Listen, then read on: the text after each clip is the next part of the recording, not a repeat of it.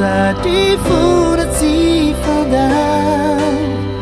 Nefani andrirai Izao sanao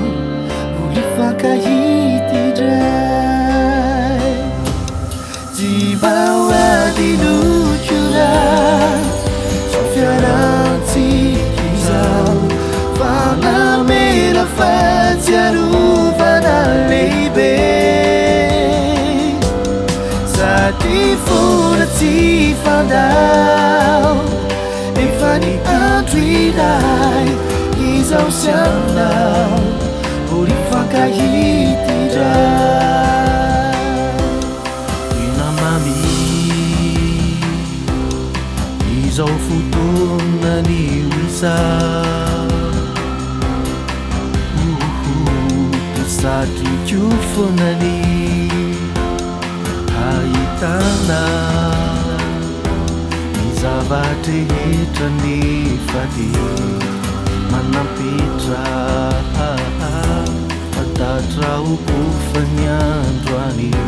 misy fiafarana Dibawa dinucurai Sofiarantsika izao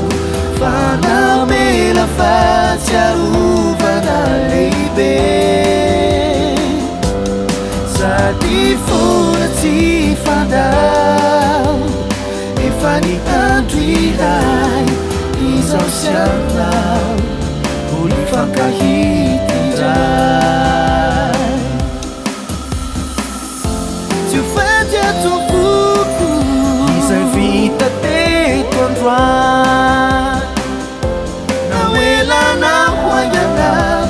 Ifankahiteny any Dibawa dinucurai Sofiarantsika izao Fanamela fatsiarovana lehibe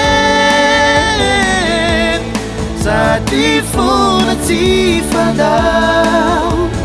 Nefa ny andro iray Izao sianao Ulifakahity dray Izao sianao Ulifakahity dray